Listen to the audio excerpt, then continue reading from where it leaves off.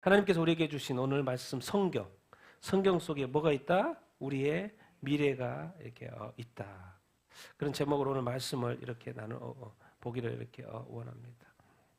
하나님께서는 우리를 위하여 말씀을 주신 거죠. 하나님은 굳이 성경을 따로 쓸 필요가 없었고, 그런데 우리 이 땅에 사는 우리 인간들을 위해서 성경 말씀을 이렇게 주셨죠. 그래서 우리가 성경을 이렇게 읽고 있고, 그런데 이 성경이 단순한 어떤 책이 아니고 우리 인간의 모든 길과 방향과 뜻과 어떤 미래가 다 담겨 있는 어떤 이런 말씀. 그래서 우리가 너무나도 귀하게 여겨야 되는 말씀인 것을 우리가 알고 또 이렇게 읽어야 되겠죠. 그래서 이런 부분들을 또 오늘 성경이 진짜 우리에게 무엇인지를 다시 한번 돌이켜보는 시간, 또 갖는 시간을 갖게 되기를 이렇게 원합니다. 그리고 금요일마다 우리가 보는 이제 세상의 어떤 일들을 바라보면서 또 영적인 관점으로 해석하고, 우리가 이제 영적인 존재니까 세상 사람들은 세상에 일어난 사건만 보는데 그 사건 속에 숨어 있는, 또 하나님은 섭리하시고 역사하신데 거기에 뭔가 하나님의 섭리가 있고 뜻이 있는지 이런 것을 우리가 보기를 원하고, 그래서 영적 분별력이고 시대적인 분별력이기 때문에 우리가 이 시대의 시대적인 뉴스들을 이렇게 쭉 이렇게 보는 것이죠. 자, 이제 AI가 조금만 있으면 실제 인간보다 더 인간답다. 어떤 뭐가 이제 시뮬레이션 이렇게 하는데, 이제 이 AI 수준이 인간처럼 연기하는데 인간보다 더 연기를 잘해. 더 인간 같아. 이게 지금 동작도 되는 것뿐만 아니라 이 인공지능이 머리가 여기서 이제 챗 GPT 4.5로 해가지고 73% 성공률로 실제 인간 참가자보다 더 인간답게 평가를 받았다라는 기사예요. AI가 인공지능을 가진 이 AI가 인간보다 더 인간답다. 그러면 지금 구글에서는 2030년이 5년밖에 안 남았습니다. 2030년 되면 뭐가 등장할 거라는 거예요? AGI가 등장할 거라는 거. 이런 단어를 좀 알아두면 좋죠? AGI가 뭐지? Artificial General Intelligence라고 뭐예요? 우리말로 번역하면 일반 인공지능이에요. 그럼 AGI가 뭐지? AGI가 뭐지? 왜 저런 말을 구글은 2030년까지 한다는 것이 이렇게 쓰는 거지? 근데 여기 타이틀 글이 있어요. 그때가 되면 인류가 치명적인 위기에 맞을 것이다. 도대체 AGI가 뭐지? AGI는 뭐냐면 지금은 이제 프로그램이 돼서 자기가 이렇게 집어 넣어준 대로만 움직이는데, 지금 AGI 단계는 뭐냐면 스스로 사고하는 거예요. 스스로 생각하고 스스로 판단하고 그 단계까지가 되는 것이 AGI가 일반 인공지능이라 하는데, 그것이 2030년까지 가능하다는 식으로 말을 하고 이렇게 있어요. 그러니까 그때가 되면 AI가 AI를 만들어요. 이 정도의 어떤 이 단계까지가 2030년 5년 안에 이게 된다는 식으로. 이제 여기서 이제 일반 인공지능이라는 단어를 쓰는데, 이제 진짜로 두려워하는 건 뭐예요? 이 AI를 만드는 사람들은 초인공지능, 초지능. 여기서는 이제 뭐예요? 인간이 거의 AI가 인간을 지배하는 단계, 뛰어넘는 단계, 그 단계가 있죠. 그것을 두려워하죠. 근데 2030년까지 가면 이 AGI 단계까지가 갈 거라고 지금 예상을 이렇게 하고 있습니다. 이만큼 속도가 빠르다. 기억하시고, 이제 우리 4월 달부터 뭐죠? 카페, 우리 대한민국입니다. 대한민국 CBDC가 실행이 이렇게 됐어요. 이렇게 이제 앱으로 이렇게 탁 되면, 그러니까 내 통장에 돈이 있는데 전자지갑을 만들고 거기에 전자지갑에다가 내 돈을 집어넣는 거예요. 그럼 그것이 토큰화가 돼가지고 편의점 그런 데 가서 앱으로 되면 그게 결제가 되는 거예요. 디지털 화폐로 전환이 돼가지고. 그것을 지금 이제 실행을 이렇게 하고 있죠. 근데 요즘에 제가 또 보니까 CBDC 하면 안 된다고 막 반대하는 목소리가 엄청 나오더라고요, 한국에서. 지금 4월 1일부터 실행이 됐잖아요. 사람들이 이제 쓰기 시작을 했는데, 10만 명, 지금은 단계가 10만 명, 테스트 단계니까 10만 명, 3개월 동안 테스트 단계인데, 지금 벌써부터 우리 한국 이거 하면 안 돼요라고 이렇게 지금 막 여기저기서 반대 이야기가 많이 나오고 있더라고요. 벌써 시작이 됐습니다. 2초 만에. 근데 이번에 지금 FBI 첩보를 받아가지고 여러분 보셨죠? 멕시코에서 출발 중국까지 와가지고 한국에 배가 하나 들어왔는데 배에 코카인이 얼마나짜리가 들어있어요? 2톤에 얼마? 2조. 인원이 몇 명? 6,700. 우리 인구가 몇 명이에요? 5천만 명이죠. 6,700만 명의 분이 2톤짜리 코카인이 한국에 배에 들어온 거예요, 그냥. 근데 그걸 누가 준 거예요? FBI가 준 거예요. 배가 이렇게 가는 것 같다. 가봐라. 들어가 봤더니 지금까지 봤던 것보다도 최대 2톤 코카인이 배에 실어 있는 것을. 막 이런 것들이 막 이렇게 들어오면 어떡합니까? 뭐 보내는 사람이야 돈을 벌겠지만 망가지는 거죠. 이게 이제 미국도 트럼프도 이러는데 펜타닐이나 이런 것도 여기저기서 이런 식으로 막 들어오는 거예요. 그럼 결국 뭡니까? 그 미국인들이 망가지는 거죠. 그것도 일종의 초환자입니다. 초환자. 마약으로 이렇게 나라의 적이 되는 나라 사람들을 이렇게 무너뜨리는 방법. 코카인 뭐 좋아서 마시는 흡입할 수 이렇게 있지만 이 정도의 이런 코카인들이 돌아다니는 거 다른 것 자체가 대단한 거 아니에요? 그리고 통 큰 거 아니에요? 옛날에 조금 막 이렇게 해서 막 들여오고 그랬는데 대한민국입니다. 첩보 아니었으면 이게 뭐 유통될 거 아니에요? 무서워요? 무서워 요즘에는. 오직 돈이에요. 돈이라면은 그리고 그거 수비하는 사람이 다 사람들이잖아요. 돈 주고 사는 사람이잖아요. 사람 결국 망가뜨리는 거예요. 그러니까 앞으로 가면 갈수록 마약은 지금도 한국도 문제지만 또 중국, 한국이면 한국 현역 군인을 포섭해가지고 한미훈련 정보를 빼낸 거예요. 중국인 그래서 체포됐다. 한국은 중국의 간첩이 북한 간첩이든지 북한과 교통하는 간첩이든지 중국인 간첩이든지 수두룩하는 거 수두룩해. 그리고 실제로 또 이 사람 또 왜 군인이 또 왜 포섭을 당해? 딱 봐도 그러면 정보를 캐려고 하는 건데 왜 그걸 또 주려고 해? 이런 게 또 이해가 안 돼. 딱 봐도 간첩이라는 거 금방 알 텐데. 중국 총책 포섭 당시에 누구 소속, 어디 소속이요? 중국군 소속이에요. 이제 한국은 이제 간첩 천지죠, 간첩 천지. 간첩이 몰래 저렇게 활동하고 뭐 돈 주고 하니까는 뭐 돈 때문에 뭐 그랬을 확률이 높겠지만은 미얀마 강진 지금 벌써 거의 몇 명대 사망자가 4천 명대 왔습니다. 뭐 이렇게 다친 사람도 많이 있고 뭐 희생 그 실종자도 몇백 명 된다고 하는데 벌써 사망자가 몇 명? 4천 명까지. 뭐 온도가 지금 벌써 40도가 넘어가지고 엄청 또 이렇게 전염병 뭐 이런 것 때문에 이제 염려된다고 이렇게 하지만 여러분 기억하십시오. 지금 세상에 일들이 너무 이렇게 옛날에는 하나님께서 뭔가 지연하는 느낌이 들었는데 지금은 그런 게 없는 것 같아요. 마구 사건들이 일어나고 사람의 이 생명대 지진이 그냥 지진이 2분 잠깐 났는데도 불구하고 건물들이 쓰러지고 사람들이 미얀마 영혼도 이렇게 불쌍하죠. 지금도 매몰된 사람들이 여전히 있고 강진 하나에 4천 명이 벌써 사망자로 카운트되고 지금 무서운 세상입니다. 우리가 기억해야 합니다. 옛날처럼 뭐 이렇게 하나의 지진 났고 미얀마 지진 하나 났다 그거 생각하지 마십시오. 지금 어제도 어디인가요? 일본에서 6.0 지진 났습니다. 그러니까 계속해서 지금 통가에서 지진 났어요. 일본에서 지금 또 이 지진 났어요. 여기저기서 난립니다, 사실. 미국은 뭐요? 또 토네이 때문에 난리예요, 지금. 일본이 그렇게 지진이 계속 나니까 계속해서 나잖아요, 올해 들어와서도.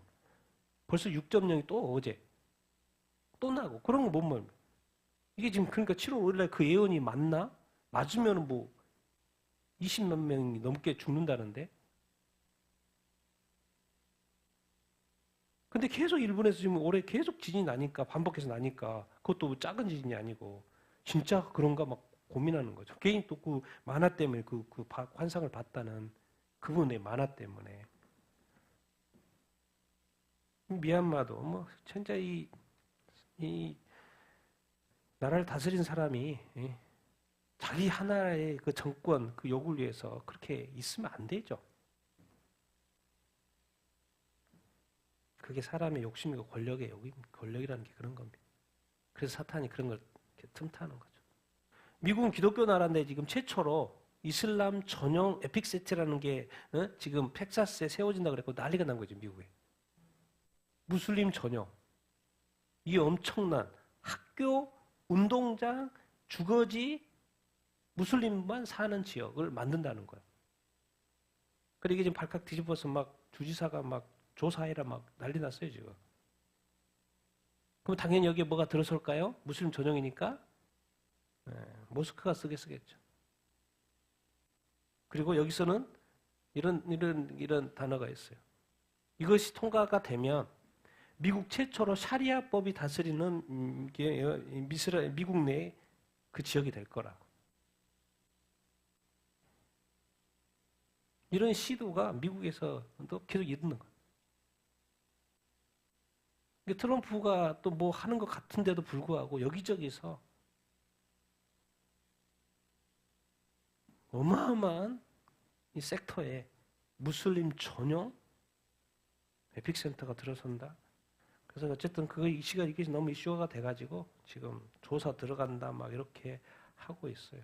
벌써 이렇게 막 설계도가 나오잖아요. 어느 정도 진행이 됐다는 거잖아요. 교황은 이미 이제 죽음이 임박해서 의사들이 그 치료 중단해야 될 것까지 이야기하고 있습니다.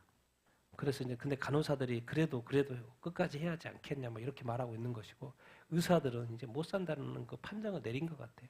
그래서 이제는 치료 중단해야 된다 막 이런 식으로 할 정도로 이제 건강이 회복 불능 상태에 들어간 것 같아요. 지금 트럼프 이것 때문에 난리죠. 트럼프 한국에도 지금 상호관세를 25% 때리고 중국은 뭐 제일 많이 때렸지만은 각 나라마다 미국이 이제 너무 적자를 많이 본다. 그래서 이제 상호관세를 이렇게 때렸는데 여러 가지 해석이 있습니다. 저것이 오히려 미국의 자충수가 될 거다라는 식의 이야기도 많이 나오고 이렇게 있고 과연 이것이 미국에 이제 도움이 될지 안 될지는 좀 시간을 두고 봐야 되는데 어쨌든 이것을 어쨌든 상호관세를 이렇게 때려서 지금 이제 다른 제가 신문 타이틀을 보면 뭐요 이제는 세계화가 끝났다 뭐 이런 식으로 타이틀도 있더라고요. 왜 미국 위주 지금은 이제 모든 것이 글로벌리즘으로 세계화로 가고 있었는데. 트럼프가 뭐예요? 미국 우선주의로 미국 우선주의로 가는 바람에 세계화가 끝났다 뭐 이런 표현도 이렇게 있더라고요. 그래서 결국 트럼프는 무엇을 사람들로 하여금 원하게끔 만드냐면 미국 우선주의가 되다 보니까 결국엔 뭡니까? 다른 나라가 좀 이렇게 힘들게 될 거 아니에요. 그럼 결국 사람들로 하여금 뭘 하게끔 생각하게끔 하는 거예요? 글로벌리즘을 다시 돌아가게끔 하는 또 그 촉매제 역할을 할 겁니다. 어쨌든 이 상호관세 때문에 지금 난리죠. 어떤 나라는 더 우리도 때린다 막 이런 식으로 두고 봅시다. 어떻게 진행이 이렇게 되는지.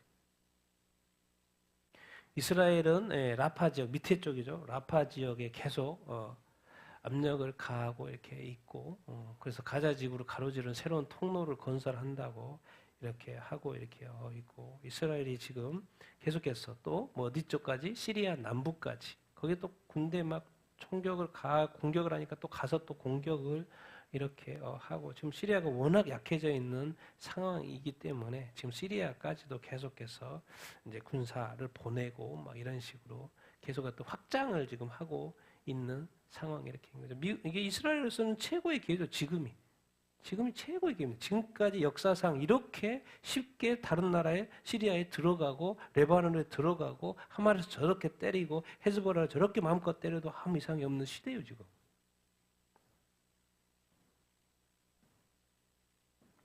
인질 협상이 안 되다 보니까 이제 어디 뉴스까지 이렇게 나오냐면 이스라엘 신문인데 뭐요? 이제 전쟁 종식을 위해서 모든 인질 한꺼번에 해준다. 이제 이집트에서 UAE에서 협상 나올 때 6명 인질 풀어주고 60일 휴전 막 이런 식으로 막 대안하다가 이제는 어디까지 나오고 있어요? 우리 다 인질 다 줄게. 죽은 사람 산 사람 한 26명, 4명인가? 산 사람 주고 죽은 사람까지 다 전쟁 끝내자고. 근데 조건이 뭐예요?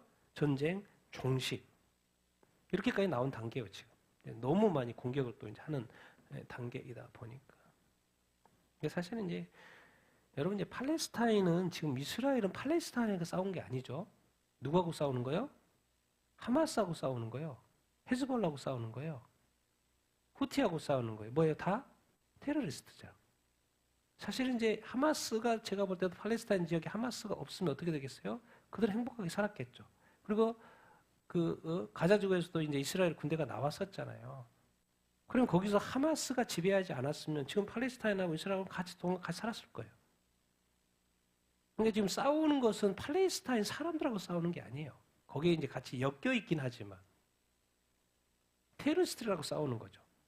그리고 테러리스트 때문에, 하마스 때문에 엄청난 피해를 이렇게 사실 팔레스타인들이 보고 있는 것이죠.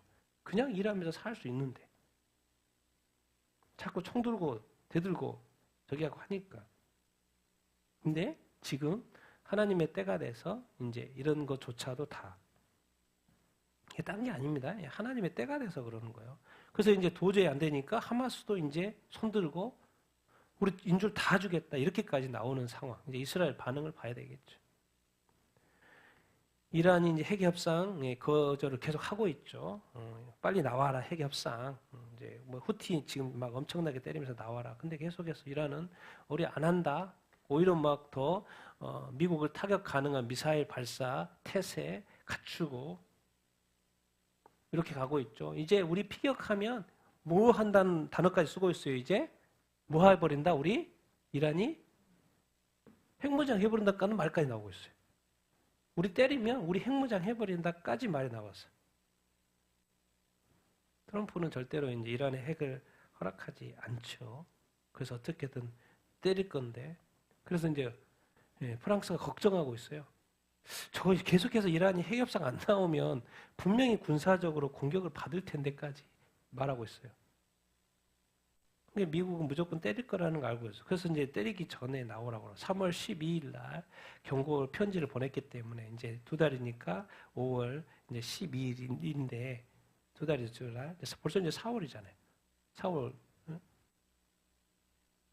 5월 10일이요. 그 디데이가. 근데 저거 저렇게 계속 안 나오면 분명히 공격을 받을 텐데라고 생각을 하고 있어요. 그래서 이제 빨리 나오라고 이제 B2 이렇게 스텔스기라든가 모든 것을 지금 미군 기지에 태평양 그 인도양 그 기지에다가 다 지금 모으고 있잖아요. 근데 공격을 합니다. 무조건 공격을 협상 안 나오면 무조건 공격을 하고 그것에 대한 그 여파는 또 엄청나겠죠. 이게 프랑스도 지금 저러고 있는 거예요. 그리고 이제 이 국제 정치에 제일 또 확실한 사람이 우리 트럼프 이란의 핵시설 언제 폭격할 것인가. 그래서 쭉 이렇게 스토리를 이야기를 이렇게 드렸는데 폭격할 수밖에 없는 거죠. 근데 언제냐는 거죠. 언제. 빨리 협상에 나오라. 참 이게 하나님의 어떤 일하심이라는 건 이런 겁니다. 지금 이란은요 마지막 단계예요. 핵무기 6개 이제 곧 만들어요. 근데 곧 만들려고 하는데 핵 포기하라는 거예요. 그럼 그게 포기가 됩니까? 안 되죠. 그러니까 계속 개발을 하려고 하겠죠. 그것 때문에 또 뭐예요? 뭘 받는 거예요? 폭격을 받고 시설이 파괴가 될 수 있다는 거죠.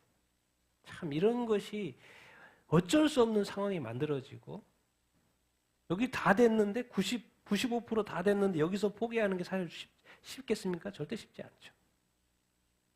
그런데 그것을 포기하지 않으면 폭격을 한다. 지금은 진짜 이스라엘 시대입니다. 이스라엘 시대예요. 트럼프가 나오는 것은 이제 마지막 이스라엘의 어떤 평화 이런 것들 하려고 이렇게 나온 거죠. 정말 이 성영경 목사님입니다. 브레드 TV에서 불러서 이렇게 했더라고요. 알고 봤더니 이제 성영경 목사님이 처음에 그 미국에서 사역하기 전에 이스라엘에서 오랫동안 7년인가 있었더라고요. 그래서 메시아닉주들 많이 만나고 그랬던 스토리를 그렇게 엊그제 나왔더라고요. 지난주였죠.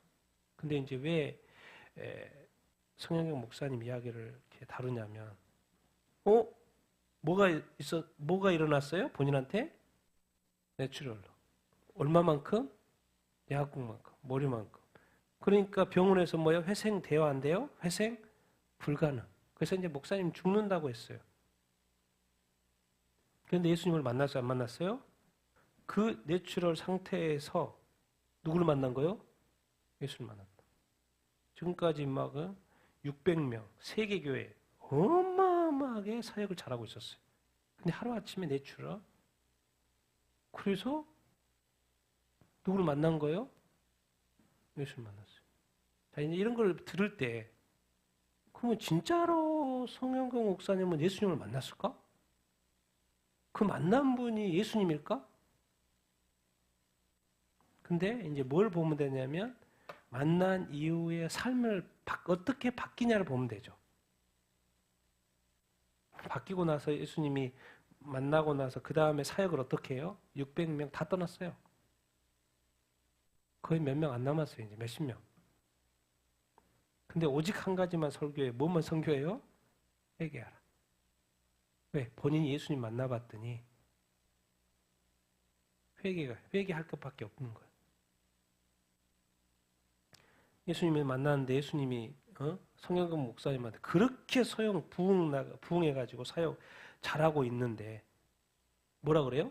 성경금 목사님한테 뭐라 그랬대요? 본인이 예수님 만났는데 예수님 보고 나보고 뭐라 그랬다고요? 사꾼이라 그랬대. 그럼 게임이 끝난 거죠. 사역이 문제가 아니고 사꾼이래.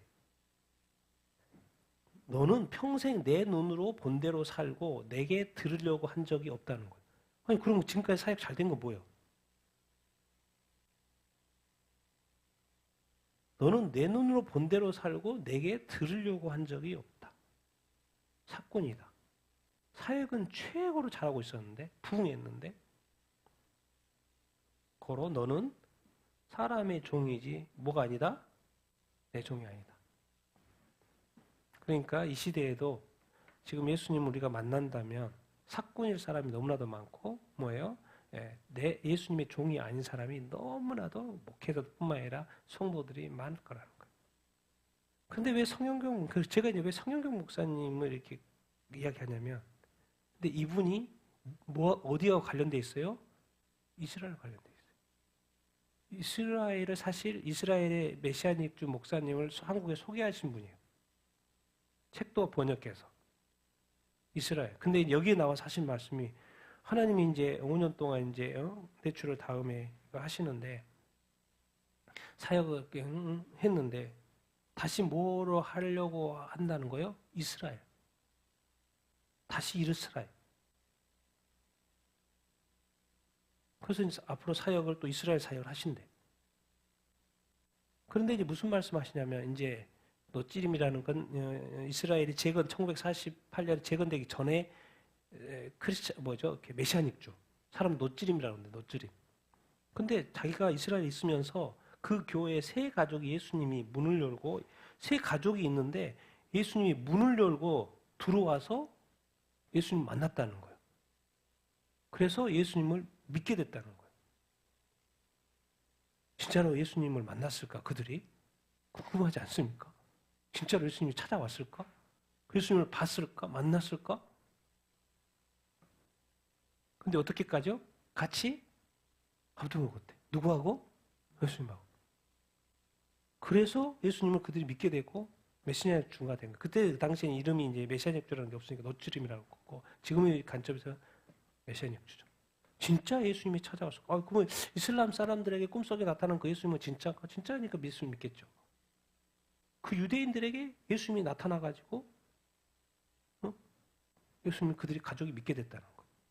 그런 사람을 만났다고 지금 간증을 하는 거예요.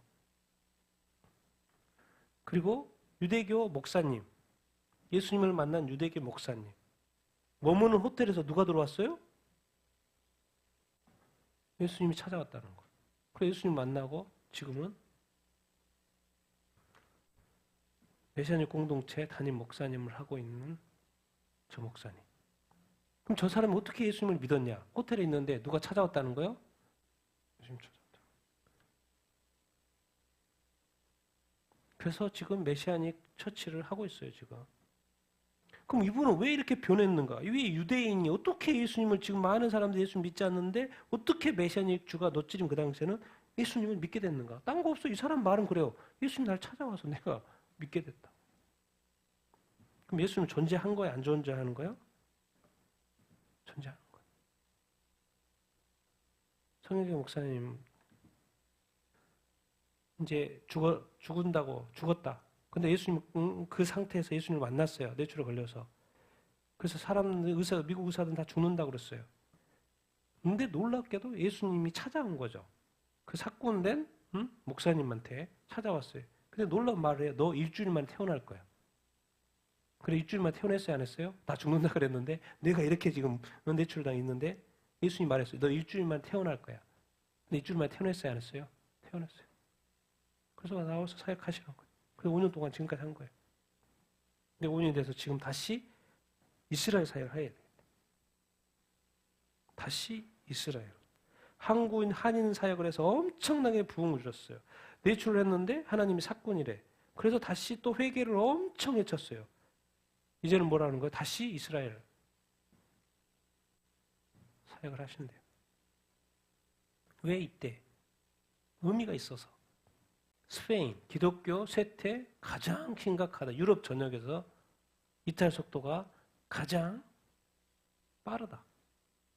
퓨리서치가 전 세계 36개국 기독교 신앙을 포기하는 현상이 이렇게 확산되고 있는 것.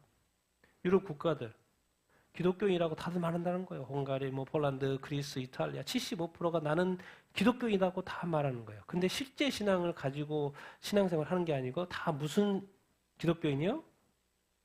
문화적인 그리스도. 그리고 그 전통에 따라서 자기가 뭐라고 여기는 거예요?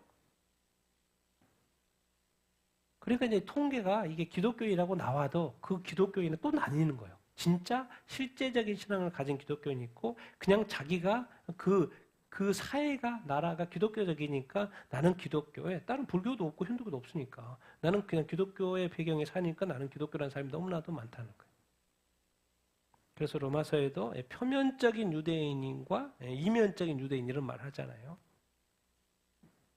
기독교 나라 기독교 주변이 다 그래. 우리는 뭐 30% 지금 하는데 뭐 25% 요즘에 뭐 20% 하잖아요. 여기는 뭐 50%에서 쭉쭉쭉. 근데 대부분 뭐 75%가 나는 기독교인이라고 말할 정도 어마어마한 거 아닙니까? 나라의 75%가. 그런데 대부분은 명목상의 그리스도인, 문화적인 그리스도인, 전통적인 그리스도인, 교회에 안 나가고 하나님 예배하지 않는 여러 국가에서 어린 시절 기독교 배경에서 자란 이들 중 신앙을 떠난 비율이 증가하고 어린 시절은 다 기독교 신앙생활을 했다는 거예요. 스페인 87%가 기독교인으로 성장, 스웨덴 70%, 네덜란드 64%, 독일, 캐나다, 영국, 프랑스, 호주, 칠레, 미국, 이탈리아, 한국은 뭐 기독교인 자체가 적으니까 다 80%, 60%, 70%. 근데 기독교를 몇 프로나 떠나요? 성장하면 30%. 그냥 대충 30%라 합시다. 기독교의 배경에서 자라지만 이 서구 유럽의 또 이 서구 사회에 기독교 국가들이 어릴 때는 기독교 배경에서 자라지만 크면 다 상당수가 떠난다. 근데 알고 봤더니 그 떠난 많은 수가 기독교 배경에서 자란 사람들. 아니 한 명 지금 전도하려고 그렇게 애쓰고 있는 그런 건데 저희들은 다 기독교 배경에서 자라가지고 커서 다 떠난다는 거예요. 참 이분 대단한 것 같아요. 에녹 버크 전에도 한번 말씀드리고 있지만 영국 법원에서 성중립 대명사 학생을 불러야 되는데 안 불러준 거예요. 그래서 거부했다고 벌금 얼마를 내야 된대요? 6천만 원. 이것을 어떻게 해요? 법원이 뭐라고 결정했어요? 네, 통장에서 빼내. 그냥 강제로 빼내. 아일랜드 성공의 학교예요. 에녹 버크 성경적으로 성중립 안 된다고 말한 거죠. 그런 게 어디가 있냐 성경적으로 말했어. 근데 이제 법원에서 통장에서 그냥 알아서 강제로 빼래. 트랜스젠더 학생이 선호하는 대명사 사용을 거부했다는 거예요. 세 번째 뭐요? 징역형. 벌금이 이번에 얼마? 4만 유로니까 6,380만 원 강제 인출 명령을 내렸어요. 그러니까 통장에 자동 빠져가는 거예요. 자기가 거부를 해도. 근데 여기는 아일랜드 성공의 학교, 기독교 학교요. 윌슨 병원 학교, 기독교 학교예요. 근데 지금까지 받은 월급이 얼마 있어요? 1억 2천만 원 있어요. 근데 그 중에 지금 6천만 원 강제로 빼간다는 거예요. 학교 내에 들어가는 것을 금지했는데 자기가 거부하고 2022년도에 또 어디에 또 수감된 거요? 법원에서 들어가지 말라는 또 학교에 또 들어갔다고 교도소에 또 수감되고 또 들어갔다가 또 더블링 교도소에 또 수감되고 이번이 세 번째 학교에 들어가서 나는 교사니까 학교에 가야지. 근데 여기서 이 말 때문에 제가 가져온 거예요. 뭐 그럼 계속해서 당국이 협조하기를 거부하면서 사람보다 누구한테 순종하고 싶다고요? 나는 감옥에 가도 좋고 나는 벌금을 내도 좋지만 나는 사람한테 분명히 그런 식으로 부르는 것은 잘못됐기 때문에 성경적이 아니기 때문에 나는 교사잖아. 그래서 나는 그렇게 부를 수 없다. 거기서 벌금을 때린다면 때려라. 그런데 나는 사람한테 순종하고 싶지 않고 누구한테 순종하기를 원한다? 하나님한테 순종하기를 원한다. 대단하지 않습니까? 모든 사람들은 그냥 그렇게 살 텐데 이 사람들은 이 교사는 뭐요? 사람보다도 누구를 먼저 생각하는 거요? 하나님. 이게 바로 이제 성경적인 크리스찬인 거예요. 비슷한 크리스찬, 세상적인 크리스찬, 문화적인 크리스찬, 명목상의 크리스찬이 아니고 이 사람은 성경적인 크리스찬인 거죠. 이 세상에는 기독교도 두 종류가 있고 목사님도 두 종류가 있고 성도들도 두 종류가 있고요. 교회도 두 종류가 있는 거예요. 인도 유명한 목사 신변 안전을 우려해서 몇 주 전에 우려를 표현했는데 죽어버렸어요. 유명한 분인가 봐. 그 변증론가 인도에서 아주 유명한 목사님이신가 봐. 유명한 기독교 전도사이자 변증론가인 프라빈 파가달라 목사님이세요. 갑자기 죽어버렸어요. 근데 당국이 조사하더니 교통사고라고 했더니 알고 봤더니 교통사고 아니에요. 뭐에 의해서 죽은 거예요? 누가 죽인 거예요. 46세. 그래서 뭔가 이분이 감질했겠죠. 오픈도어스 이렇게 UK 미국판에서 보면 기독교를 노골적으로 옹호하고 다른 종교를 비판을 이렇게 했나 봐요. 그래서 자기의 생명 위협이 왔던 것 같고 그런데 갑자기 죽어버린 거죠. 내가 뭔가 생명의 위협을 느낀다고 한 것을 알았고 그것을 이제 공유를 했고 다른 사람도 알게 됐는데 죽은 거죠. 어디 기도 모임 전날에 기도 모임 참석했다가 누가 길거리에서 죽인 거죠. 파가달라 목사 설교자, 작가, 변호사. 어린 자녀가 있습니다. 어린 두 자녀가 아내가 이렇게 있어요. 길거리에 오다가 죽은 것 같아요. 길거리에서 죽었다고 이렇게 돼 있어요. 여러분 신앙생활하고 기독교를 변증하는데 결국 이제 말하다 보면 기독교를 옹호할 수밖에 없고 또 다른 종교에 대해서 이렇게 해야 되는데 그냥 다른 종교에 대해서 언급을 안 하면 좋은데 또 언급을 또 했고 비판을 했나 봐요. 근데 그것에 대해서 또 반발하는 또 뭐 극렬 힌두교도들이 있을 테니까 죽은 거예요. 무섭죠? 인도의 기독교 인구 2.3%. 근데 거기 뭐 14억이나 되니까 2.3%도 많은 거죠. 우리보다 더 많습니다. 인도 기독교 인구가. 워낙 14억이 되고 우리는 5천만 명밖에 안 되니까. 목사님이 이 땅에서 지금 얼마나 많은 순교자들이 지금 매년마다 죽어가는지 전 세계에서 죽어가는지 진짜 성경에서 말하는 그 순교자들의 숫자 그것이 채워지고 있는 것 같아요. 지금도 전에도 이렇게 이슈가 됐었죠. 그래서 소수족인 쿠키족의 크리스찬들 또 힌두교도의 메이테이 근데 이번에 또 이렇게 충돌이 있었나 봐요. 몇 명이 죽었다고요? 250. 지금 정말 얼마나 많은 크리스찬들이 전 세계에서 죽고 있는지 모릅니다. 우리가 지금 한국에서 이렇게 평안히 살고 이렇게 있어서 그렇지 전 세계요. 기독교는 엄청난 어려운 가운데 살고 있어요. 그런데 평화로운 기독교 국가는 어떻게 살아요? 영국의 기독교인 학생, 대학생들의 몇 프로? 70%. 일주일에 성경 한 번 읽어요? 안 읽어요? 그러니 성경을 안 읽으니 답이 없죠. 비기독교인 대학생들이 예상보다 성경을 더 많이 읽고 기독교인 학생들 예상보다 성경을 어떻게 해요? 적게 있고 186개 대학 2,000명을 대상으로 설문조사를 이렇게 하는 거예요. 비기독교인 학생 중 12%는 일주일에 한 번 성경을 읽어요, 안 읽어요?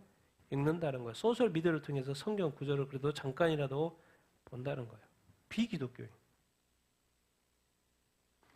비기독교인이 성경을 정기적으로 읽을 거라고는 기대하지는 않죠. 근데 자칭 기독교인이라면 당연히 성경을 정기적으로 읽을 거라고 생각을 하죠. 근데 실질적으로 조사를 해보니까 71%는 10명 중에 7명은 뭐예요? 일주일에 한 번도 성경을 읽어요? 안 읽어요? 읽지 않아요. 이러니 대학생들이 이 정도 수준이고 성경을 읽지 않고 보지 않으니 뭐예요? 답이 없죠. 기독교가 쇠퇴할 수밖에 없죠. 성경을 안 본다는 것은 그 다음 시간에 그 반대로 다른 그 시간에 뭐 한다는 거예요? 세상을 탐닉한다는 것이죠. 그러니까 더 세속화되고 세상 쪽으로 갈 수밖에 없죠. 성경을 봐야지 우리가 더 영적인 삶을 사고 그리스도인답게 살 수 이렇게 있는데 정말 이런 어떤 통계를 볼 때마다 이렇게 답답하고 미래가 암울하죠. 미래의 영국 대학교 학생 중 절반이 성경은 현대 생활하고 관련이 있다고. 알고 있으면 뭐 합니까? 봐야지.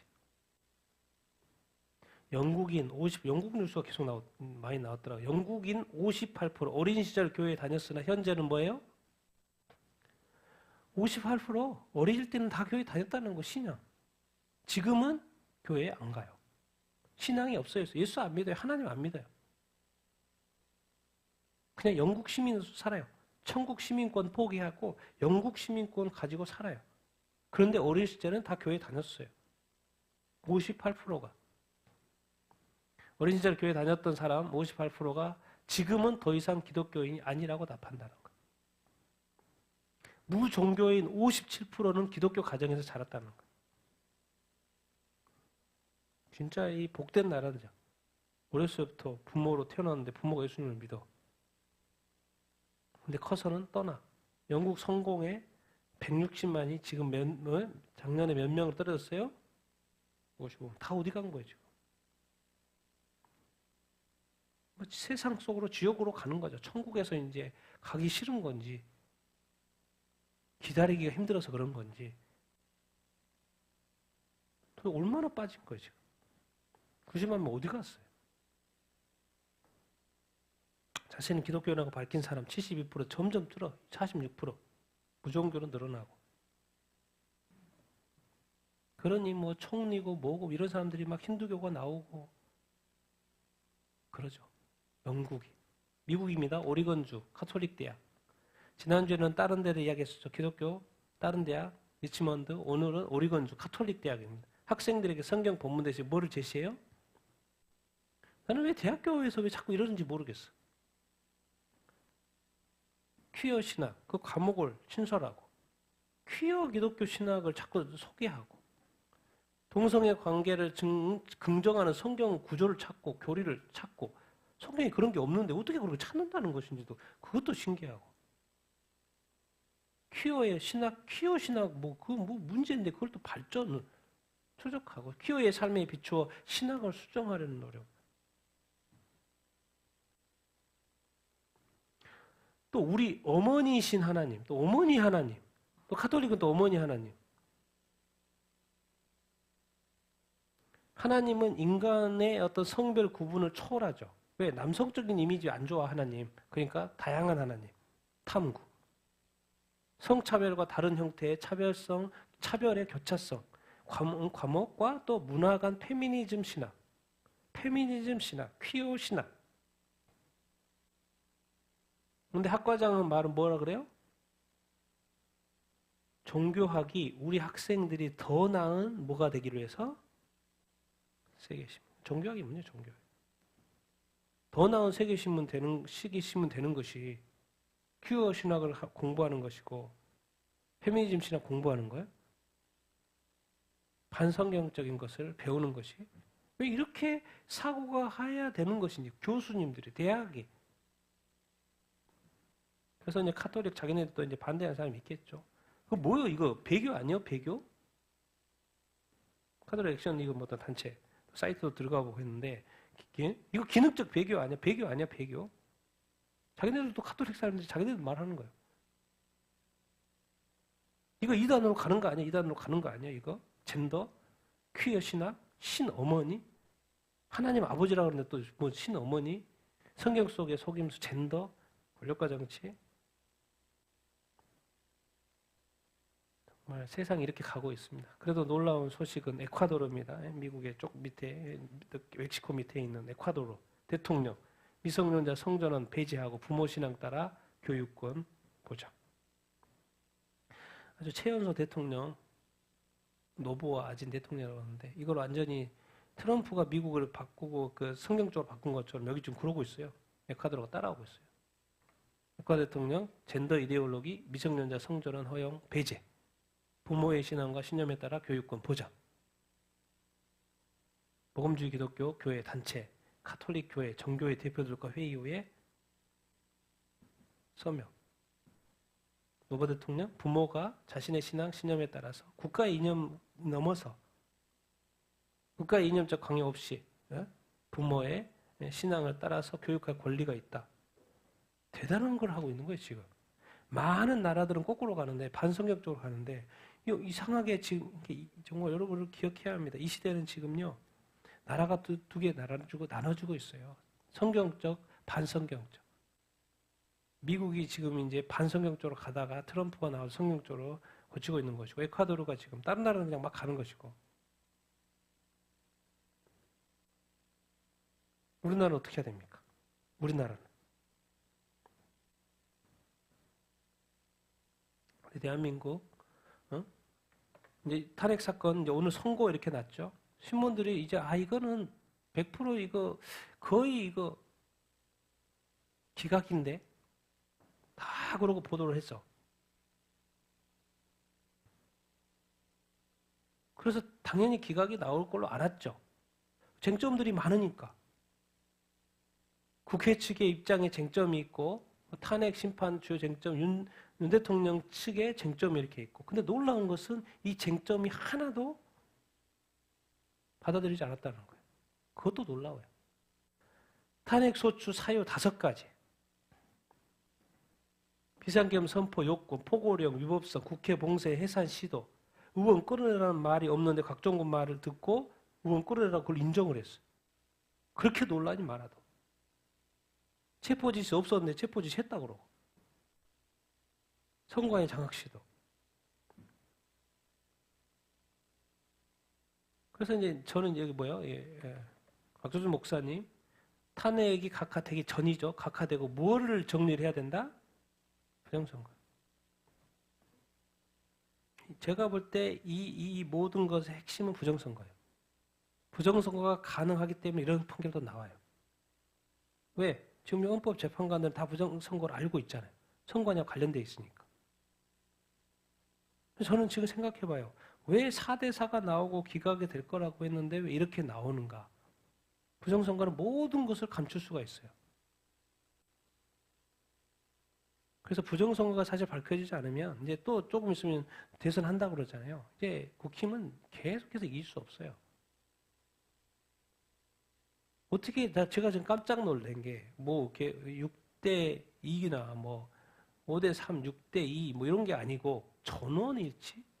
왜 어떻게 그러면은 저 헌법재판관의 전원일치로 갔지? 저의 관점은 뭐냐면 그것이 뭘 아냐면은 부정선거가 있기 때문에 부정선거로 인해서 저쪽이 유리한 팀이 계속해서 그 권력을 잡을 거기 때문에 이렇게 판단을 해도 자기들한테 피해가 온다 안 온다? 안 온다. 저는 그 관점으로 봅니다. 왜 이렇게 계속해서 말도 안 되는 그런 어떤 판결이 나왔을까? 왜 근데 이것이 또 전원일치일까? 생각을 해보면은 자기한테 일차적으로 손해가 되냐 안 되냐를 생각해 봤을 거 아니에요, 다들. 왜? 분명히 진술도 모든 것들이 지금 뭐가 엉망이 많은데도 그것을 왜 이것을 전원일치였을까? 그래서 이제 어떤 분은 참 맞는 말 했어요. 이번에 어떤 윤 대통령이 비상계엄을 해가지고 많은 걸 알게 됐어요. 지긴 했지만 많은 걸 알게 됐어요. 대한민국이 부패한 거, 좌우를 떠나서 여야, 사법부, 사회 전반에 어떤 세력이 있다는 거? 친정 세력이다. 그동안에 작업을 너무 많이 해놓은 거죠. 친중과 또 종북 세력들이 너무 많이 사회에 들어와 있다라는 것을 알게 해줬으니까 그것은 잘한 거다. 그래서 많은 교회가 이렇게 깨어났고 알게 됐죠. 이 현실을, 대한민국의 현실을. 그래서 이제 제가 왜 부정선거를 자꾸 이야기하냐면 이번에 4월 1일 날부터 재보선 선거 있었죠. 근데 당연히 누가 참패를 했어요? 국민의힘이 참패를 했어요. 그럼 왜 참패를 했냐는 거지. 알고 봤더니 교육감 선거 몇 표를 가짜 표를 집어넣었어요? 84,000표. 부산 교육감 선거입니다. 84,000표를 넣었어요. 근데 이번에는 뭐예요? 그 사전 선거 투표율이 엄청 낮았어요. 그래서 이제 까보니까 그 선거에 올라왔는 표 분석해 보니까 이런 거예요. 우파 쪽에 위조 사전 투표가 한 표도 안 가 있죠. 근데 좌파 쪽에 사전 투표가 몇 표가 가 있어요? 84,000표가 가 있는 거야. 만들어진 거. 이건 원래 없는 거. 조작 이전에 총 득표수 사전 투표 조작 이전에 26만, 24만이니까 당연히 누가 당선이에요? 우파 쪽이 당선이에요. 근데 사전 투표를 84,000을 집어넣었잖아요. 그러니까 당연히 여기 33만이 돼버리고 여기 몇? 26만이 돼요. 당연히 누가 당선되는 거예요? 당선이 되는 거예요. 근데 사전 투표율이 엄청 낮았잖아요. 이번에. 조작하기가 사실 쉽지 않거든요. 근데 이 앞에서 보면 몇 퍼센트 쪽이 한 거예요? 50%. 여기 위에는 다른 수기로 한 사람 한 사람 손을 했다고 그래요. 여기는 프로그램 돌려서 했다는 거예요. 약간 차이는 있지만 거의 비슷하죠. 여기는 프로그램, 부정선거에 대한 그 프로그램을 돌려서 한 거고 여기는 뭐예요? 한 사람이 하나하나 계산했다는 거예요. 그래도 거의 비슷하죠. 근데 여기는 사전투표율이 엄청 낮기 때문에 지방자치단체장이에요. 조작 규모를 몇 프로? 50%는 뭔 말이에요? 진짜 가짜, 진짜 가짜. 옛날에는 진짜 가짜, 진짜 가짜, 진짜 가짜, 진짜 가짜 이렇게 넣는데 이번에는 뭐예요? 사전투표율이 엄청 낮잖아요. 그러니까는 진짜 가짜, 진짜 가짜, 진짜 가짜. 그러니까 결국 뭐예요? 다. 그러니까 사전투표율이 실제로는 4.3%인데 몇 프로? 8.4%였네요. 6%인데 12%, 12%인데 19%로. 이게 무슨 수로 이깁니까? 증거. 이제 금요일날, 토요일날, 27일인가 28일날 투표를 했죠. 그래서 4월 1일날 정투표를 했고 그 사이에 3월 31일날 선거위원회, 부산 이제 선거위원회 이제 비디오들을 보여주잖아요. 그 투표함 하나 잡혔어요. 그래서 뭐지? 그 어떤 분이 갔어요. 갔는데 3월 31일 날 지금 저녁 몇 시예요? 10시 11분이죠. 저녁 10시 11분이에요. 그러면 이제 각 투표함을 비추고 있는 CCTV가 있을 거 아니에요? 10시 11분에 딱 동시에 봤으니까. 근데 이제 좀 이렇게 촬영하다 보니까는 시간이 지나요? 안 지나요? 지났어요. 그러니까 여기 몇 분이에요? 10시 18분이죠. 근데 이제 지금부터 몇 개는 이런데 그 다음부터 지금 10시 11분인 시간을 보고 하면서 봤는데 몇 분으로 보여요? 7시 59분. 몇 분으로 보여요? 7시 59분. 몇 분으로 보여요? 다 틀립니다, 지금. 몇 분으로 보여요? 7시 59분. 몇 분으로 보여요? 시계가 멈춰 있어. 지금 11시 11분인데. 정상적으로 가는 거는 몇 개는 뭐예요? 시간 제대로 가고 있고. 다른 것들은 화면이 멈춰 있어요. 몇 시로? 7시 59분으로. 다 동일하게. 그래서 잡은 거예요. 그러니까 이제 그 구청장, 부산 교육감 선거는 딴 거 없어요. 그 사전투표 조작을 해서 넣었기 때문에 그것을 사실 까보면 되죠. 그래서 누가 사전투표 했는지 그 명부하고. 근데 그것을 선거에서 해요, 안 해요? 안 하죠. 그게 문제인 거예요. 7시 59분. 그러니까 그 50%라는 그 조작률이 나오는 거예요. 8만 4천 표가 이때 다 집어넣어요. 그러니까 이거는 이제 그때 표가 아니지만 옛날 거 사전투표 이렇게 빳빳한 종이를 넣을 수밖에 없는 거죠. 한 번도 접어지지 않은 이렇게 많은 투표지가 선거구에서 나오는 거예요. 보통은 선거를 하고 나서 접어서 넣잖아요. 이번에도 엄청 했으니까 까면 될 텐데 지금 깔지 안 깔지 모르겠죠. 근데 국힘은 그러니까 항상 어떤 일에는 핵심이 있는데 그것을 볼 수 있냐 없냐 그거예요. 그것도 이거 자꾸 음모론이라 그러죠. 부정선거를. 대통령 이제 마지막 올렸죠. 국민 위해 일할 수 있어서 큰 영광이었다. 기대 부응 못해 죄송하다. 응? 마지막 글 짧게 올렸죠. 이게 그동안 대한민국을 위해 일할 수 있어서 큰 영광이었고 많이 부족한 저를 지지해 주시고 응원해 주신 여러분께 감사드리고 여러분의 기도 부응을 못해 너무나도 안타깝고 죄송하고 사랑하는 대한민국과 국민 여러분을 위해서 늘 기도하겠습니다. 윤석열 아버지 대통령을 뺐죠. 윤석열 이렇게 드럼으로 이렇게요 했습니다.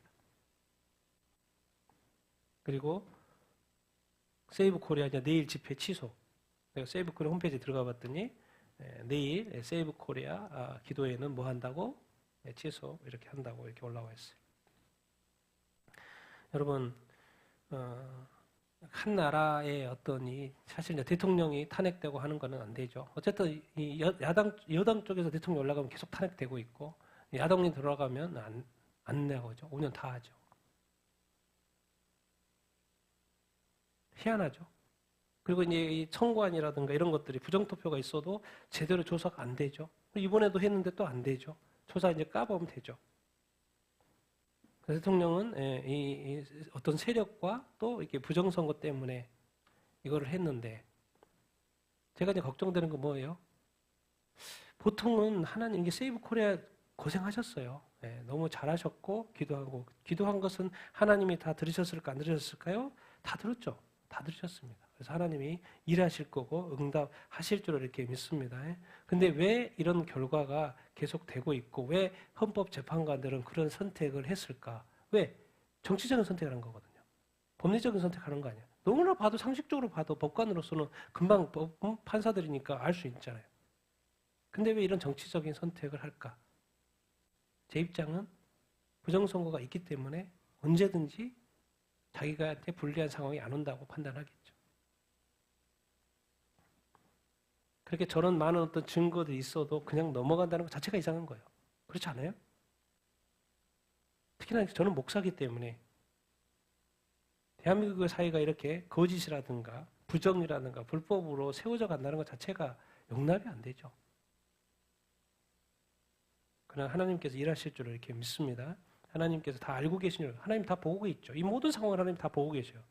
그런데 그래서 제가 이제 질문을 했어요. 제가 오늘도 설교 준비하면서 주님, 제가 예상해도 상식적으로 이 결과가 이렇게 안 되는데 왜 하나님 이걸 허락하십니까? 그 1차적으로 하나는 때가 급하다.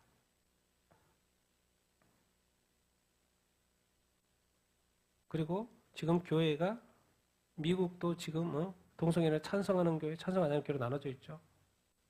대한민국은 뭐로 이렇게 나누십니까? 이거 지금 비상계엄을 통해서 보니까 크리스찬 교회 목사님이 다 나눠졌어요. 탄핵 찬성과 반대로. 반대와 찬성으로 나눠졌어요. 그 결과는 누가 옳은지 나중에 주님이 다 판단하겠죠. 여러분 심판이라는 것은 헌법재판관이 판단했다고 심판이 끝난 거 아니죠. 그 헌법재판관들도 나중에 주님 앞에서 심판 받아야 안 받아요? 받아요. 이 일에 대해서도 받을까 안 받을까요? 옳고 그름이 있는데 제대로 판단 안 했으면 심판을 받겠죠. 이게 법관은 사실 안 되는 게 제일 좋습니다. 왜? 하나님이 가장 엄하게 성경에서 다루는 것이 법관이에요.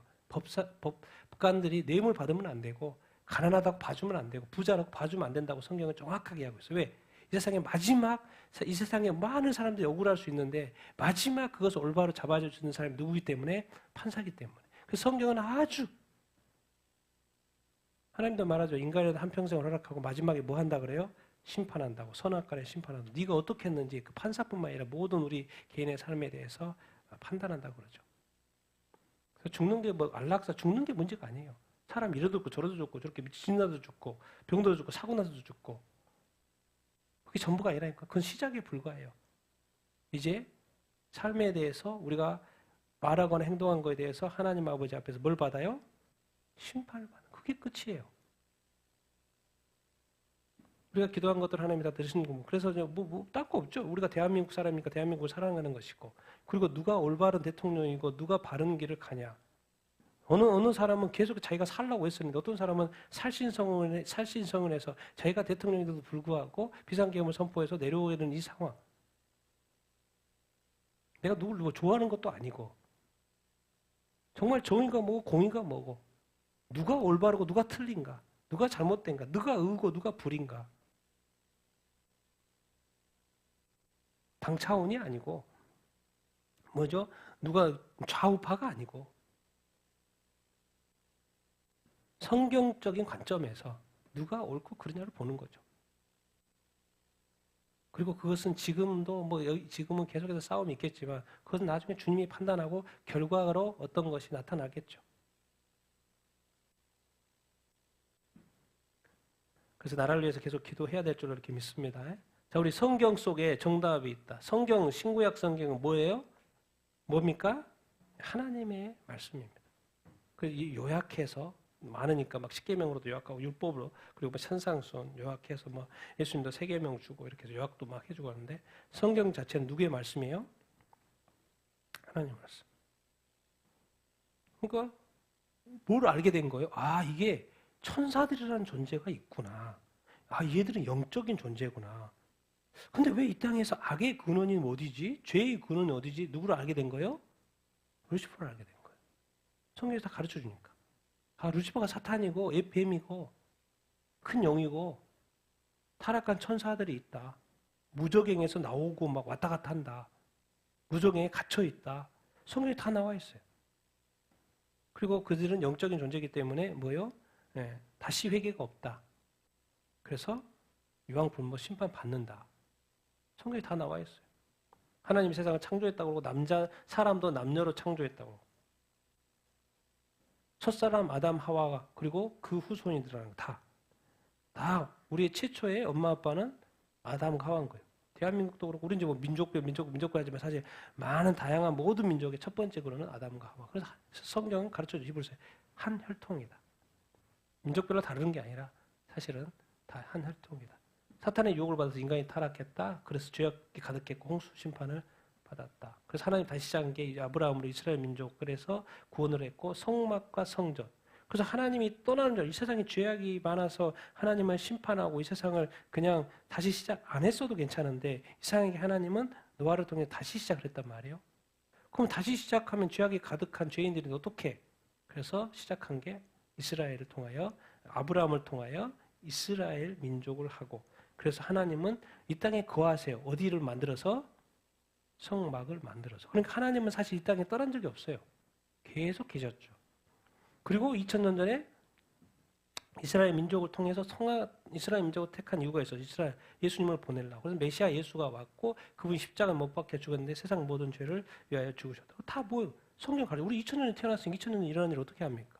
성경을 통해서 다 가르쳐 주고. 그래서 모든 인간 예수 믿으면 영생을 받고 구원받고 천국에 갈 수 있다는 것을 알게 된 거고. 그래서 모든 인간은 또 성령으로 거듭나야지 천국에 간다는 것도 알고 있고. 그러고 봤더니 알고 봤더니 우리가 예수 믿는 사람이 있고 성령으로 거듭난 크리스찬이 있지만 또 예수님을 믿지만 성령으로 거듭나지 않은 크리스찬들이 있겠구나. 그런 걸 알 수 있고. 그런데 성경을 왜 성령을 뭐 하지 말라 에베소에 보면 소멸하지 말라고 그러지? 그러면 성령을 또 소멸하는 사람이 있겠네. 그래서 이제 하나님이 거하시는 그 건물 성전을 없애버렸어. 2000년 전에. AD 70년에. 그러놓고는 이제 뭐라 그래요? 어디에 거하신다? 몸성전에 거하신다. 내 안에 거하신다. 그러니까 이제 무서운 게 뭐냐면 우리가 크리스찬들이 몰라서 그렇지요. 하나님 무서운지를 모르고 살고 성령이 무서운지 모르고 살고 내가 생각하고 말하고 행동하는 모든 것을 하나도 지금까지 성령님이 그것을 다 듣고 있었다는 거예요. 지금도 다 듣고 있다는 거예요. 지금도 다 알고 있다는 거예요. 그래서 하나님은 죄 가운데 얼마든지 치려면 지금 얼마든지 칠 수 있다는 거예요. 근데 지금은 구원의 때고 은혜의 때고 용서 회개하라고 그렇기 때문에 나중에 보십시오. 누가 다 증거해요? 그리스도의 심판대 앞에서 하나님의 심판대 앞에서 누가 증거해요? 내가 속이려고 그래도 내가 거짓말 하려고 그래도 누가 다 알고 있으니까 성령 하나님은 전능전능하니까 다 알 거 아니에요. 성령님이 다 나의 삶에 대해서 다 증거할 거예요. 왜? 내 안에 있었으니까. 만약에 성령이 우리 안에 내주했다면 거듭났다면 성경은 사람들 예수 믿었다 천국 간다고 그러지만 또 플러스가 알파가 있어요. 성령으로 거듭나야 천국 간다고. 반드시 예수도 믿고 성령으로 거듭나야 합니다. 성령으로 거듭난 건 자기 자신이 알죠. 거듭난 장면인데 왜? 그 거듭난 사람은 반드시 누가 거하세요? 몸 성령 안에 성령님이 거하세요. 그래서 성령님을 늘 의식하면서 살아야 합니다. 제일 약한 부분이 이거죠. 그래서 성령은 내가 예수 믿은 순간부터 들어오기 때문에 내가 죽을 때까지 성령님과 크리스찬님이 이거 있죠. 함께 하시죠. 그러니까 나의 모든 일거수일투족을 다 알고 계시죠. 그러니까 무서운 거예요. 그래서 성령을 가까이 해야 되고 정말 성령의 인도함을 받고 성령의 충만함을 받아서 이 땅에 관한 죄악들을 다 이렇게 돌이켜보면서 멀리하면서 살아야 이렇게 합니다. 그렇지 않으면 안 돼요. 얼마나 많은 그리스도인들이 성령을 소멸했으면 성경에 너 소멸하면 안 된다고까지 말을 했겠습니까? 예언을 너무나도 많은 사람들이 무시하니까 예언을 멸시하면 안 된다고 성경을 말했겠습니까? 멸시하는 교회가 많고 목사님 많고 성도들이 많다는 것이고 성령을 소멸하는 교회와 성도와 목회에 대한 성도들이 많다는 이야기니까 성경 하지 말라고 명령을 한 거죠. 성령을 소멸하면 어떻게 구원받으려고. 그리고 알려줘요. 성경은 세상에 뭐가 있다? 종말이 있다. 예수님 뭐 할 거다? 죄를 마실 거다. 불신자도 심판하고. 다 어디를 통해서 아는 거예요? 성경을 통해서 아는 거예요. 성경을 안 보면 자꾸 무슨 생각이 들어와요? 세상적인 생각으로 가득 차 있죠. 왜 세상적만 늘 보니까. 그러니까 결국 이게 영국의 대학생들 미래가 없는 거예요. 세상으로 머리가 가득 차 있으니까. 가득 채우고 있으니까. 왜? 성경을 안 보니까. 이것이 이 모든 스토리가 다 성경에 있는데 성경을 안 보면 성경은 영어는 얼마나 번역본들이 많습니까? 원하면 얼마든지 볼 수 있는데 안 본다는 거예요, 사람들이. 그럼 결국 세속화가 빨라지는 것이죠. 그래서 오늘 그 큐티 본문에 여호와의 명령이 얼마나 많이 나오는지 모릅니다. 같이 한번 읽어보겠습니다. 시작. 성막을 세운 날에 구름이 성막 곧 증거의 성막을 덮었고 저녁이 되면 성막 위에 불 같은 것이 나타나서 아침까지 이르렀을 때 항상 그러하여 낮에는 구름이 그것을 덮었고 밤이면 불 모양이 있었는데 구름이 성막에서 떠오를 때는 이스라엘 자손이 곧 행진하였고 구름이 머무는 곳에 이스라엘 자손이 진을 쳤으니 이스라엘 자손이 여호와의 명령을 따라 행진하였고 여호와의 명령을 따라 진을 쳤으며 구름이 성막 위에 머무는 동안에는 그들이 진영에 머물렀고. 성막이 뭡니까? 하나님이 이 땅에 이스라엘에서 살라고. 이스라엘 가운데 살라고. 근데 성막은 정확히 누구의 집인 거예요? 하나님의 집이죠. 제사장의 집이 아니고 레위인 집이 아니고 누가 머무시는? 하나님이 머무시는 집. 거기에 레위인과 제사장이 섬기는 것이고. 또 구름은 뭘 상징해요? 하나님의 임재. 그러니까 하나님이 임하시는 걸 사람 직접 보기가 힘들어요. 그러니까 늘 뭐가 이렇게 가려져요? 구름이 가려지고 또 구름을 보면서 아 하나님이 임재하고 계시는 것을 사람들이 알게 되는 것이죠. 근데 여기서 보면 자꾸 여호와의 뭐라 그래요? 명령. 여호와의 명령은 뭐예요? 하나님의 말씀. 그러니까 그거를 한마디로 그냥 구약은 율법이라고 해요. 율법. 우리 대한민국에도 뭐가 있어요? 헌법. 다 사람들이 헌법 이야기하는데 헌법대로 지켜야 가는 사람은 몇이나 될까요? 자기 입맛대로 해석하고 자기의 어떤 이념대로 해석하고 그게 아니라 대한민국이 건국됐을 때 세워진 그 헌법에 기초하여 사고하고 거기에 따라서 사는 사람이 얼마나 될까요? 하나님의 말씀이 있어요. 근데 무슨 또 같이 막 큐어링을 하고 페미니즘화 해서 해석을 하고 도대체 왜? 자기의 어떤 입맛대로 성경을 해석해 가는 이 시대. 성경은 계속해서 말해요. 뭐에 따라야 된다? 하나님의 명령에 따라서 행진해야 된다. 여기에 이제 얼마나 명령이 많은지 제가 빨간색으로 표시해서 같이 읽겠습니다. 시작. 구름이 성막 위에 머무는 날이 오랠 때는 이스라엘이 자손이 여호와의 명령을 지켜 행진하지 아니하였으며 혹시 구름이 성막 위에 머무는 날이 적을 때에도 그들이 다만 여호와의 명령을 따라 진행해 머물고 여호와의 명령을 따라 행진하였으며 이틀이든지 한 달이든지 1년이든지 구름이 성막 위에 머물러 있을 동안에는 이스라엘 자손이 진영이 머물고 행진하지 아니하다가 떠오르면 행진하였으니 곧 그들이 여호와의 명령을 따라 진을 치며 여호와의 명령을 따라 행진하고 또 모세를 통하여 이르신 여호와의 명령을 따라 여호와의 직임을 지켰더라. 결국 이스라엘이 이스라엘 되는 것은 결국 성막이 있어야 되고 그리고 궁극적으로 뭐예요? 성막에서 말씀하시는 그 여호와의 그 명령에 따라서 가고 서고 진영이 구름이 있으면 머물고 이 모든 것들이 다 뭐에 따라서 여호와의 명령.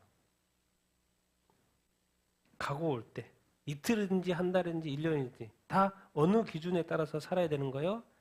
하나님의 여기서는 이제 성막이 머무르고 가고 행진하고 이제 그런 차원이 이렇게인데 이 모든 이스라엘이 가고 싶다고 해서 가는 게 아니에요. 좋아서 가는 것도 아니에요. 그럴 수 없어요. 반드시 뭐가 있어야 돼요? 여호와의 명령에 따라서 이것을 이제 사인을 이제 구름으로. 여러분 우리의 어떤 삶의 어떤 사고 방식 오고 가는 거예요. 요즘에 뭐예요? 기독교가 너무나도 많아지니까 이제는 뭐예요? 옛날에는 말씀을 주면은 그것을 해석하고 우리가 받아서 지켜 이렇게 순종한다고 생각을 했죠.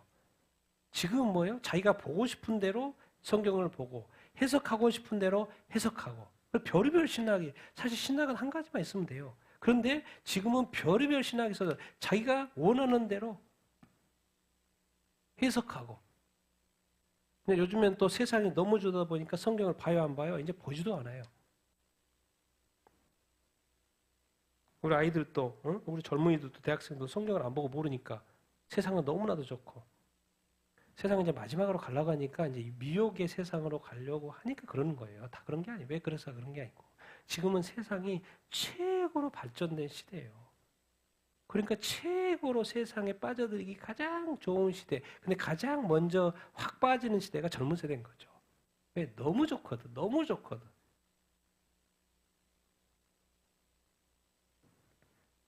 크리스찬은 지금 무슨 성전? 몸성전.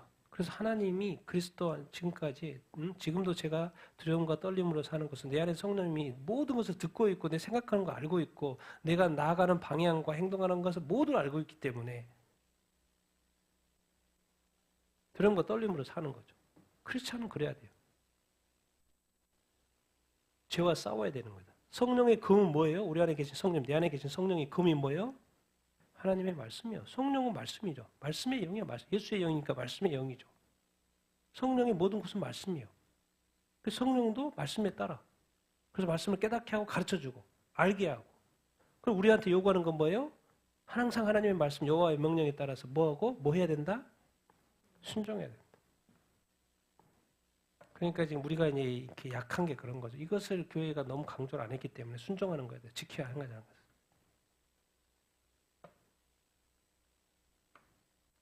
우리가 교회의 문턱이 너무 낮죠. 모든 사람이 하는데. 그런 거 떨림이 없어요. 하나님의 경외함이 없어요. 너무 천박한 기독교가 됐고 너무 천박한 혹시 복음 생활을 하고 있는지는 아닌 거지. 요즘에 기독교는 다 나눠져 있어요. 지금은 이제 마지막 때에 하나님 나누고 있는 거고. 그래서 미련한 처녀, 슬기로운 처녀를 나누고 있는 거예요. 거룩한 또 거룩하지 않은 걸로 지금 나누고 있는 거예요. 그것을 뭘 기준으로 성경적인 크리스찬인지 성경적 아닌 크리스찬인지 세상적인 크리스찬이고 문화적인 크리스찬인지 명목상의 크리스찬인지 진실한 크리스찬인지. 근데 그것의 샘플로 뭐예요? 순교하는 사람들이라든가 저렇게 자기가 막 벌금도 엄청 맞으면서도 나는 하나님께 순종하고 싶다. 아니 내가 교사고 크리스찬인데 기독교 학교에서 그것은 말이 안 되지. 어떻게 그렇게 젠더가 동성애 그렇게 하면 안 되지. 그렇게 싸우는 크리스천. 그래서 여러분, 그래서 요즘에는 어둠이 너무 진해지기 때문에 크리스찬은 점점 힘든 세대로 갑니다. 여러분 앞으로 고생하실 거예요. 우리 교회는 더 제대로 살려고 할 때 엄청나게 고생할 겁니다. 근데 그것이 마지막 때 그렇게 될 거라고 예언이 되어 있죠. 여러분 그럼에도 불구하고 끝까지 하나님의 말씀, 성경 말씀대로 지켜 행하겠습니까?